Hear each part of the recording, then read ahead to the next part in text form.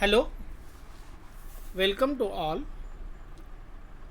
Today, in this lecture, we are discussing the unit number 4. The name of unit number 4 is timer, counter, and digital voltmeter. In this chapter, we are learning the timer XR2240 IC, then counter IC 74696, and the third part will be the 3.5 digit digital voltmeter. So in those 3 bits we are selecting now for this lecture, that is 3.5 digit DVM. So in this part we are discussing here what do you mean by analog to digital converter, how to convert analog signal into digital signal. Then we will see the dual slope technique of the ADC.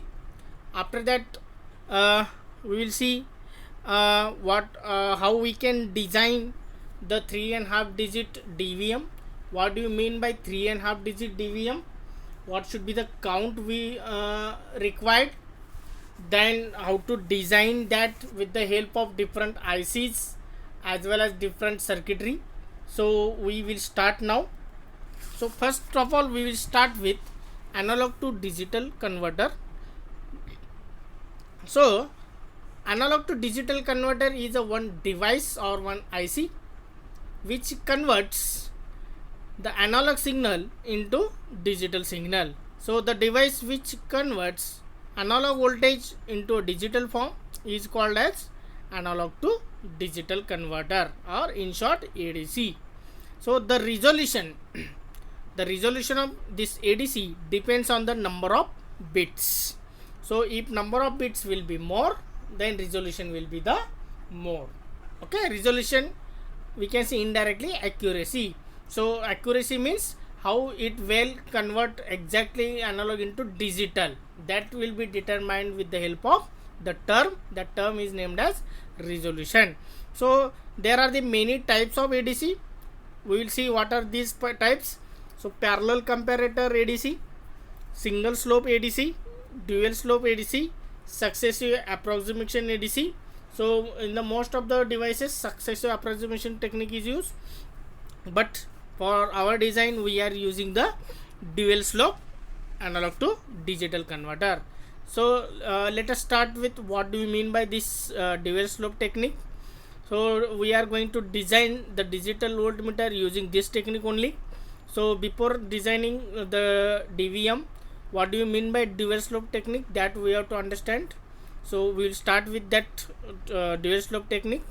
So dual slope ADC is used in many digital voltmeters and other instruments.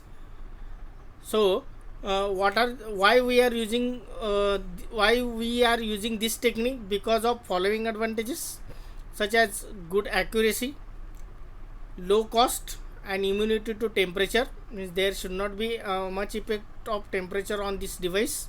Accuracy will be the good, and the cost of this device is also very low. For these preferable features we are going to use dual slope technique ADC.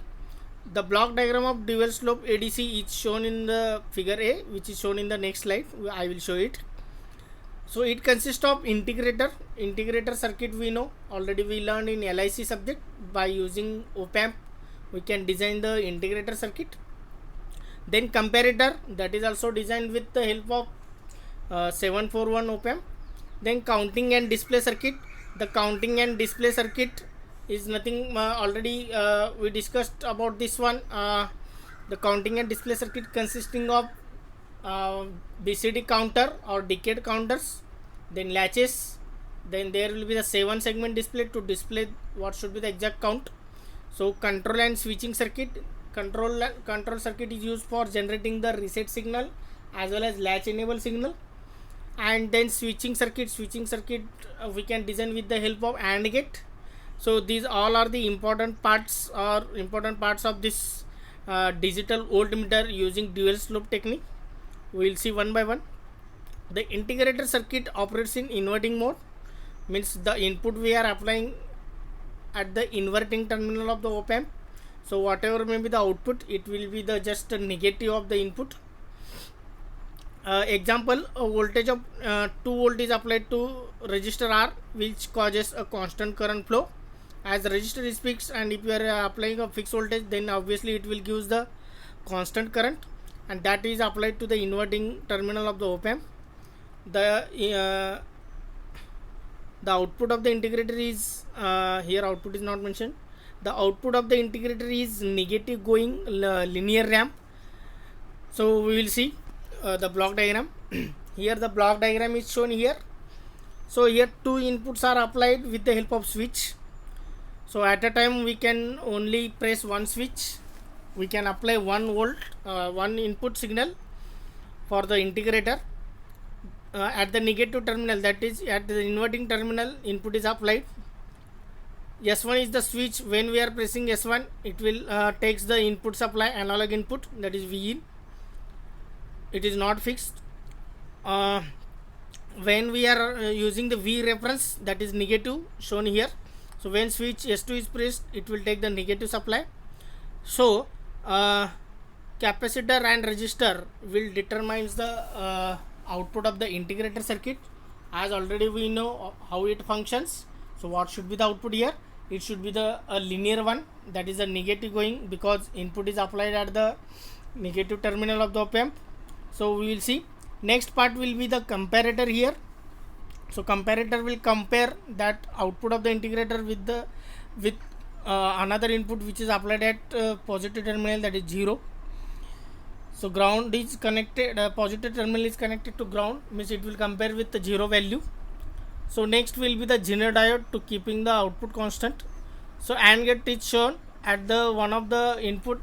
We are connecting 1 megahertz input signal. So the output of the AND gate is nothing but number of clock pulses counted for particular time period, that is T1 plus T2. Between this timetable time, how many pulses of 1 megahertz is passed, that is getting counted by the 4 BCD counter shown here, and that is given, that data is stored in 4 BCD latches, and that is given to the BCD to 7 segment decoders or drivers, and finally it will display on the 7 segment displays. Here control circuit is shown here. That control circuit we can design with the help of multivibrator. Already we seen in the design of 74926. In that we have seen for the frequency measurement, for the time period measurement, already we have seen. So control circuit will generate 2 signals. One is the reset signal and one is the latch enable. The latch enable signal is used to enable the latches which we are using in counting and display circuit, and also it is used the reset signal it will generate, that is used to reset the counter. So this will be the overall block diagram. So the working of this block diagram is what? It will takes the input, analog input signal, and convert into digital one, and that digital output is displayed on the 7 segment display. So why it is dual slope ADC, that we will see. So we can understand the working of this one. So already we started with the integrator circuit here. First step, it will it is also named as a ramp generator, as it generates the ramp signal. It may be positive, it may be negative, depends on the input. So already it is operating in the inverting mode. So here example 2 volt is applied, then it will give the constant current, and as constant current is there, it will give the constant output also. So the output of the integrator is negative going linear ramp. We will see in the next slide. So here we can discuss the next point. The actual conversion cycle here start at ramp, which is equal to 0. Okay, the counter reset to 0 here at the initial stage. First of all, the input voltage is given to the integrator through switch S1. So means analog voltage is applied here through when switch S1 is closed. As this will be the positive input, the integrator causes its output to ramp negative, because analog V in which is applied is positive, and the integrator will give the output signal, that is in terms of negative ramp.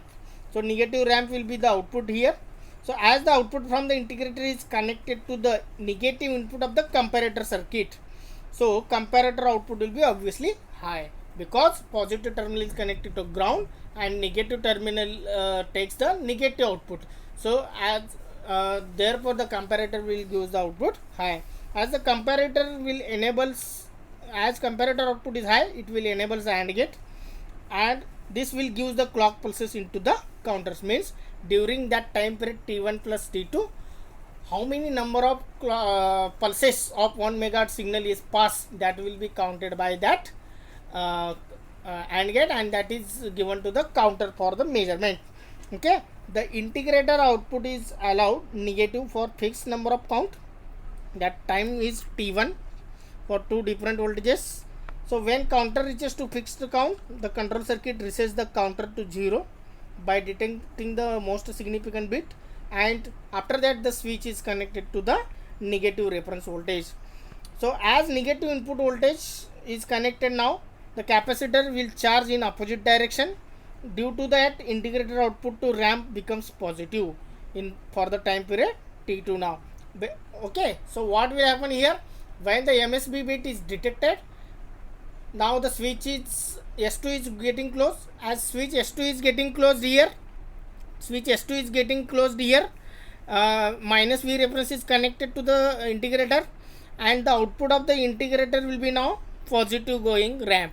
Okay, so because the capacitor will charge now in a opposite direction, now it will charge for the time period T2. Now when the integrator output reaches to just above the value of 0, the comparator output will goes low, because now as it is positive ramp going, sometimes after some time it will reach that output will be 0 for the time period T2. Now when it will goes above, then the comparator output will be the again it will give the low signal. So counter circuit will detect the transmission and generates the latch enable signal.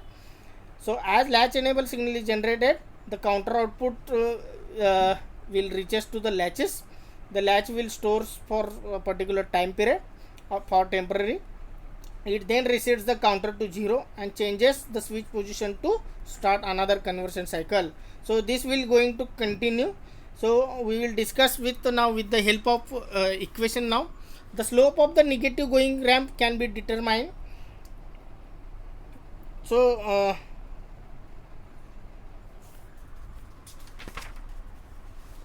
so the slope of negative going ramp can be determined using following relationship. So here, as we can apply the KCL at point V2, that V2 point is shown near the negative terminal of the op amp. If we are applying a KCL at that point, then we can say that I in is equal to IF. Both are the outgoing current. So how to find out that I in? I in we can get by using the KVL, that is V in minus V2 divided by R. Consider V2 will be the voltage at the negative terminal. We know that V2 will be 0 according to the virtual ground concept, because at the positive terminal of the op amp there will be the ground, therefore V2 must be 0. So V in minus V2 divided by R is equal to, what should be the IF? IF is nothing but current passing through capacitor. So how to find out current passing through capacitor? That is C into dV by dt, that is the general formula. So here V in minus V2 divided by R is equal to C into d V2 minus V0 of dt. Okay, so take the derivative of V2 minus V0 with respect to time. So due to virtual ground concept, V2 is the 0. So put 0 wherever V2 is there. So it will comes V in divided by R is equal to minus C into d of V0 divided by dt. Now d of V0 divided by dt is equal to minus V in divided by RC. This will be the first equation. Thus the slope of output waveform is now minus V in divided by RC during the time T1. Okay. Now next the signal next graph will shows. That graph will nothing but the integrated output versus time. So here on x-axis there will be the time factor, and on negative y-axis there will be the, we can say, the voltage or output across the integrator of the integrator here. So T1 will be the fixed time. So depending on the value of V in, there will be the two different value. We have taken small value of V in and large value of V in. So depends on the values of V in, there will be the change in the slope of that line. So fixed time will be there, that is T1. So slope is equal to minus V in divided by RC here.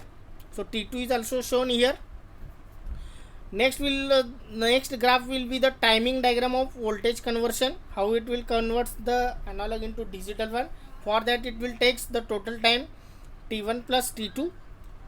So here it will shows the graph of time versus voltage here. V01 is the voltage of we can say integrator.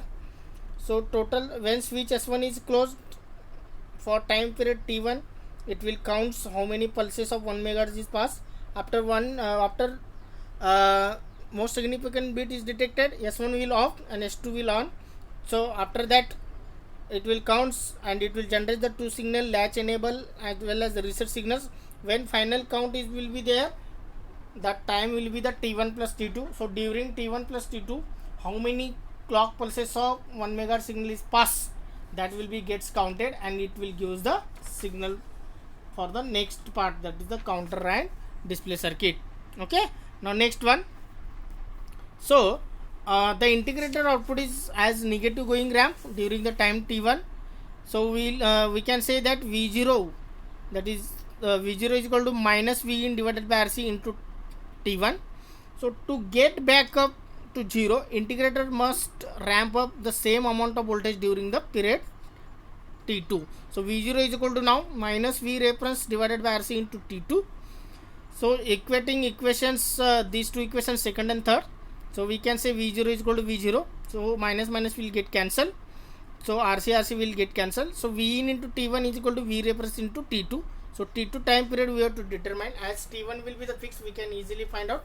So T2 is equal to V in divided by V reference into T1. So due to use of same R and resistor and capacitor during charging and discharging, variation of R and C will not have no effect on the accuracy of output reading, as V reference and T1 are the constant. The counted pulses during T2 are directly proportional to now V in. Okay, so this will be the next part, that it will be the count selection formation. So here if input voltage is in the range of 0 to 1 volt, then maximum count T2 will be 1000. The size of DVM will be then 12 bit. For displaying the 12 bit we require only 3 digit. So for 3 digit maximum value will be the 999 and minimum value will be 000. So in this way 0 to 2 volt 2000 13 bit will require. For that 3.5 digit, so for that we require 1999. So in this way the range is given based on the size of the DVM here. So here for our syllabus it will be a 13 bit. So we are using the display digit 3.5 digit. So maximum display count will be the 1999, okay, or 1999, that we are going to use here. So now next we will see how we are going to design the 3.5 digit DVM. So it will be a lengthy one, but we must understand this, how we are going to design the 3.5 digit DVM. So the question I will read: design digital voltmeter by using dual slope technique for V in is equal to 2 volt and 1 megahertz square wave is used as a clock. So this will be considered as a basic problem. So based on this we can design number of design problems of DVM in the next lecture. But this basic problem we must understand how to design, what are the different steps are there, how to calculate all the factors, how to calculate all the parameters. So we will see its design by step. Now we can start with the first one. Design steps are given below. The interfacing diagram is shown in the next diagram. I will show it at the final slides. So first step will be to find out T1 and T2 count values. So as V in is equal to 2 volt, obviously given in the input, T2 will be the 2000 from the above table. So that table we are seeing, that is selection count information. So T2 will be the 2000. If selected values, V reference will be minus 2 volt. Are you understand? So V reference we are selecting, that is minus 2 volt. So T1 is equal to T2 into V reference divided by V in. So T2 2000, V reference 2, V in 2. So time will be never negative, it is always positive. That's why V reference we are taking as a mod. So T1 is equal to 2000 So for that we need 3.5 digit. So design, next part will be the design of V reference. So V reference we need -2 volts. So how design, or we can take the directly from the power supply. So here design is given, that is not necessity to design. So we can directly connect, we can take the -V reference. So that -V reference, how to find out, that is shown. To get the stable V reference -2 volt, Zener diode in the shunt regulator mode. So here the regulator is shown here from the Zener diode. So -5 volt power supply is there. From that, how to get -2 volt. If -2 volt is not available, then how to get -2 volt, that is given with the help of this regulator. So R is equal to 120 here shown. So potentiometer will be there, 1k ohm will be there, sorry. So Zener diode of 3.3 volt is connected here. So by changing the value across that 1k, that pot, we can change the value of V reference output. Okay, so here how to design, that is shown here. So R is equal to 2 to 4.4. that step we can eliminate in the design of this digital voltmeter, that is not necessity to design. So next part we will see, we are interested in the next part, that is design of integrator circuit. So V in is connected to the negative terminal of the op amp. R and C will decide the output here. So R and C values we have to find out. So for the largest time constant, tau is equal to RC. R is equal to maximum full scale output voltage divided by current passing through op amp. So what will be the current passing through op amp? That will be the very less, because current will not draw the op amp will not draw the current towards itself. It is very negligible. So that will be the 20 microampere. So R is equal to 4, maximum full scale voltage will be the 4 volt. So how to find out maximum full scale output? That is V in minus of minus V reference. So minus becomes plus, 2 and 2, it will give the 4 volt. So in this way we have to find out. So R is equal to 4 volt divided by 20 microampere. So it will give the 200 kilo ohm. Now we have to find out the value of capacitor C. So RC is equal to T1 divided by F. This will be the formula we have to remember for finding out the time T1. So F is equal to input frequency, which is applied at the AND gate. So F will given in the example, that is 1 megahertz. So put the value of 1 megahertz here. So RC in that T1 is also, we know that is 2000. So R we calculated, that is 200 kilo ohm. So put all these values, we will get capacitor value C is equal to 0.01 microfarad. So these are the two values of integrator, that is R is equal to 200 kilo ohm and C is equal to 0.01 microfarad. So if 200 kilo ohm is not available, so take the nearest value. So nearest value will be the 180 kilo ohm, which is available in the market. So easily we can select this one. Okay, so next will be the selection of the comparator. So it is very easy to design. Take a simple op amp 741. There is no need to design the next part. So comparator will be just a single op amp. The output of the integrator is directly connected to the negative terminal and positive terminal is connected to the ground, and the output of the this comparator will be connected to the Zener diode through 180 ohm resistor. So but what should be the different points before selecting this comparator circuit? The comparator must have following characteristics: the maximum slew rate, maximum input impedance and low output impedance, zero output offset voltage. So obviously this property are the important one for the selection of that op amp IC. So 4.7 volt Zener diode is connected, which is used to protect the op amp from the reverse current. Also it provides the low impedance path for the low level output voltage at the output terminal of the comparator. So finally we will start with the diagram. This one, this will give the now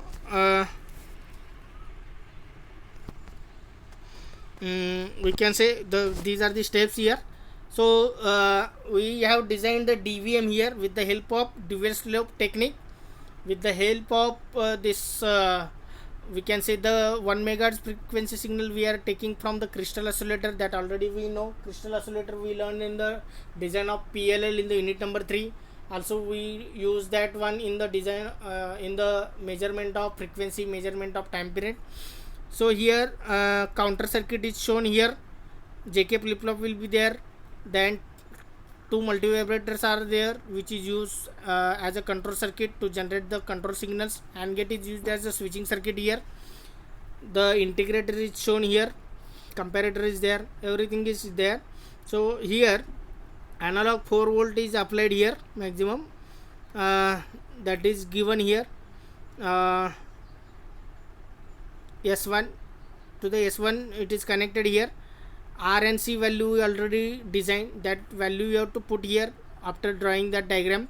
So mention R is equal to 180 kilo ohm, C is equal to 0.01 microfarad. Then how to get the minus V reference, that circuit is also mentioned here, or you can directly put the minus 2 volt as a V reference. So the output of the integrator is given to the comparator, and the output of the comparator is given to the AND gate. I understand. So another input for AND gate will be the 1 megahertz clock signal. That 1 megahertz clock signal we can get from the 1 megahertz crystal oscillator.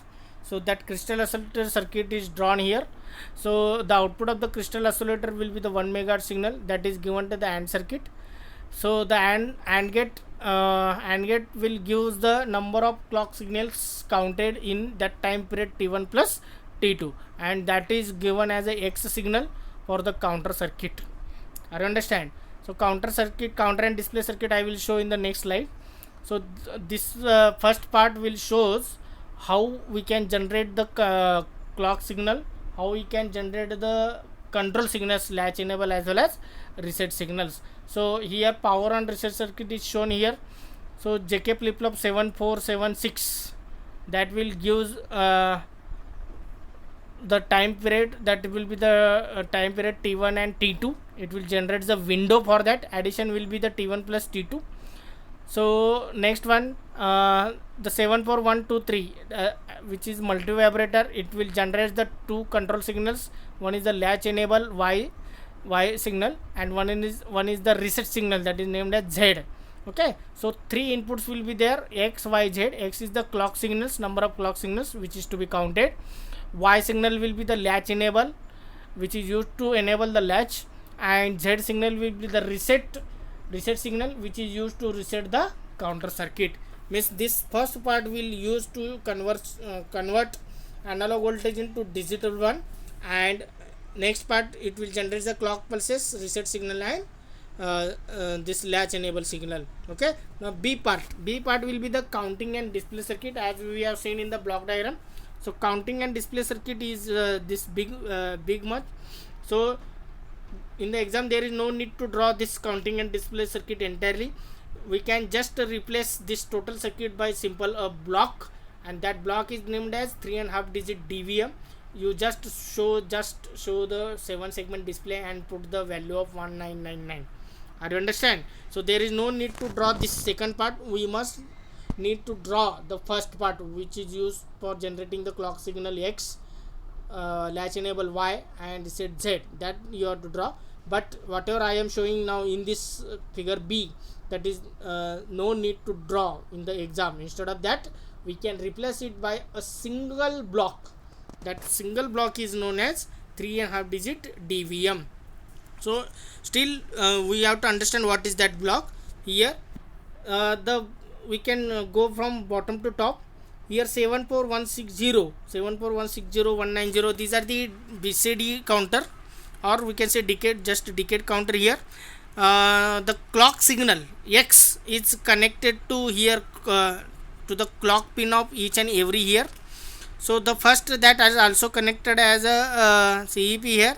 Here the output of each decade counter is given to the next decade counter. The output is TC here shown here, that is given to the CEP. So it will count that pulses. The output of that all counters is given to the 74175, which is act as a we can say the latches. Okay, 74175, these are the latches. It is used to store that temporary values or the values for temporary time. So these are the 4 latches. The control signal latch enable is used here to enable the latches that is connected here. Now next, the output of the latches is given to the BCD to 7 segment decoders. As we are using 3.5 digit, so for last 3 digit we are using the 3 decade, we are using 3 BCD to 7 segment decoder. For fourth one we need only registers, or we can say not yet, because the value may be 0 or 1, only 2 values will be there, but for other 3 digits it will be from 0 to 9. For that we are using the BCD to 7 segment decoders, that is shown here 7447, and above that one, above shows the this 7 segment displays. The 3 digit will display will change from 0 to 9, while the fourth digit will change either 0 or 1. Okay, so this will be the total 3.5 digit display control display circuit. So this total, there is no need to draw this entire part in the exam. We can simply just replace it by a simple one block which consists of only the 7 segment displays, and for that we are applying 3 signals X, Y, Z. If such type of diagram we can do, that is acceptable here. So we can understand that here. So how many steps will be there? So this is the design of 3.5 digit DVM. So in the next lecture we are designing some 3.5 digit DVM with the help of different input, different requirement in the output. So in the exam they will ask to design the digital voltmeter with the help of different specification, different inputs, different outputs. So in the next lecture we are discussing different design problems. Okay, so thank you.